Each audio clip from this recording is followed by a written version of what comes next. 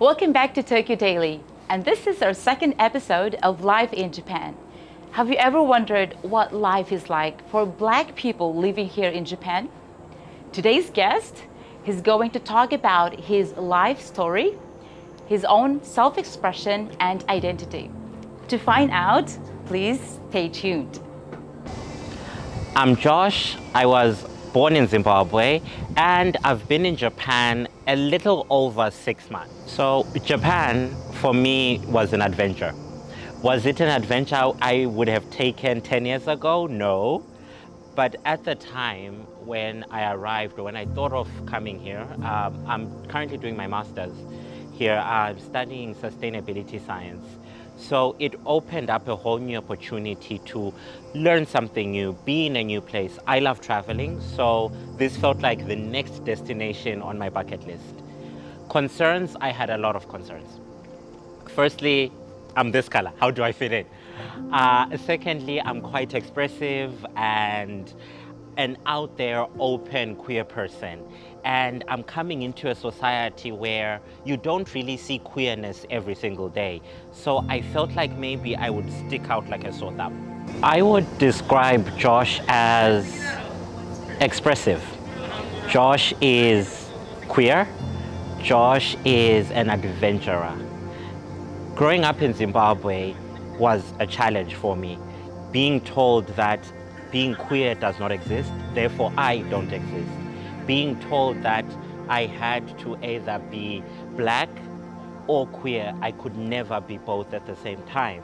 Those are some of the challenges I had growing up. Moving out of Zimbabwe and traveling to South Africa, Malaysia, the Netherlands, Ethiopia, France, opened up a lot of new questions and a lot of new facets about me came to light. I started to experience Josh in a nightclub. I started to see Josh with other people who have a different color, with other queer people who are loud, proud, more bodacious than I am. Then now I'm here. So this is the beginning of a new chapter in my story.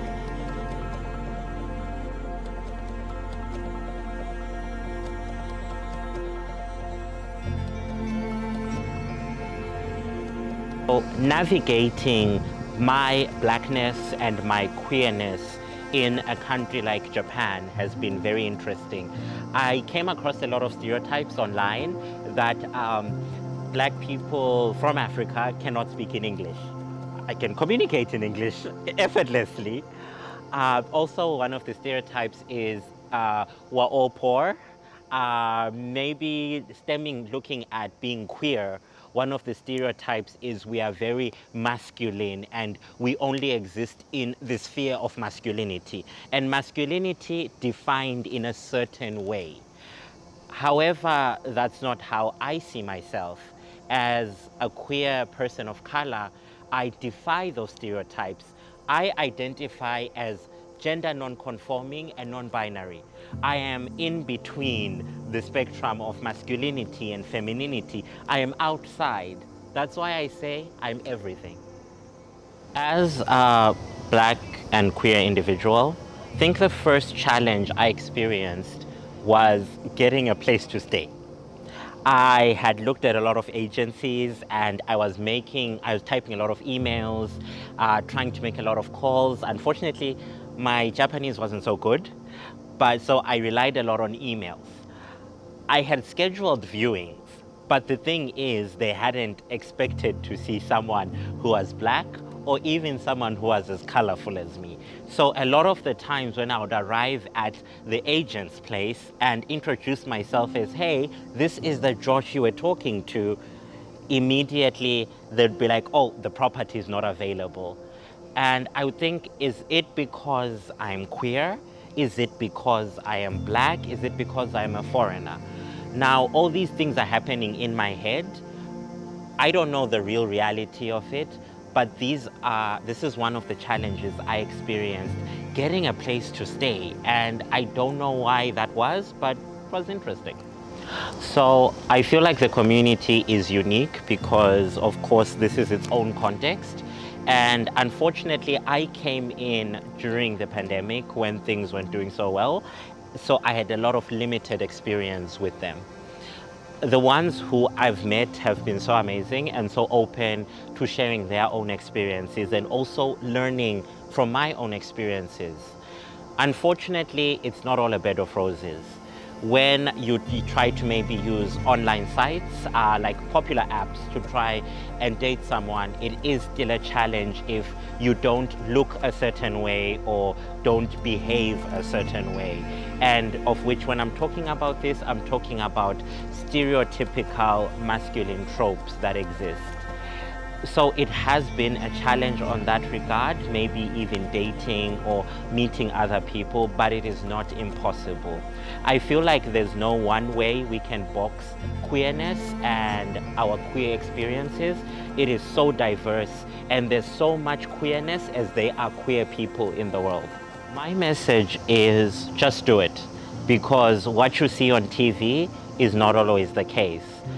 Just visit, just take a leap of faith and see if you like it. If it's not for you, you move on. But it's better to have tried than assumed that you know what it's about. I think also when you're being queer, it's good to take a chance because you meet a lot of lovely people around you. One place where I found solitude in Tokyo is with a drag house called the House of Gaishoku, who are extremely nice drag queens, and they put on the best performance worth every single penny. And that makes me feel comfortable. So yes, with Japan, take a chance. You'll see if it suits you or not. I think as a creator, a lot of times you are told to be the critiquer, the one who sees art and criticizes it.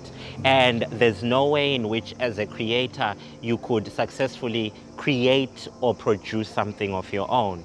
And being someone who is expressive, who is an artist, I find that creating is creating something new. It is a discussion I'm having with whoever sees my work, whoever sees me dressed like this. It is either an expression of self, it is a political message, it is just me having a lovely day out and about. I think that as young, creative, queer people, we owe it to ourselves to be honest to our craft and to enjoy every single moment. Yes, it's not easy being dressed like this. It's really scary. But once you do it, it's liberating and so amazing. So recently, I started my podcast, The Fabulous Fabulist, where I talk about all my exciting and at times rather unfortunate adventures I've had on my travels, growing up in Zimbabwe, or living here in Japan. So if ever you want to listen to a queer person ranting about their experiences, that's something you can listen to. So these are ridiculous times we live in. I recently started dancing alone. I usually dance in a club. I think most of us love dancing, you know, in a dark space where no one can see us. But I recently started dancing in my room. I also started teaching myself to be a perfumer. Perfumery is something that has always been with me, but I never understood what it was until moving to the Netherlands and also in Japan. I just love sniffing things and playing with aromatics and, you know, creating something new. I have quite an extensive collection of fragrances that I sniff every day, and this is what keeps me going when I am closed off from the world and I feel like I'm stuck. That's an interesting question. I don't know. The same way I wouldn't have known I would be here 5 years ago, I don't know where I'm going to go. But I know one thing, I am always moving forward. I feel the moment I'm stationary, I stop growing and I stop discovering new stuff about myself. So my journey still continues, whether it's here or it's elsewhere, I don't really know. But one thing that I do know is I have a purpose, and my purpose is to learn as much as I can about my queerness and about the queerness of the people who are around me and those who came before me, and understanding how it is we arrive in this junction we are, either politically, socially, or economically. I wish to express myself wherever I go, and I don't know, who knows where you'll see me next. Kindness, bravery, and love.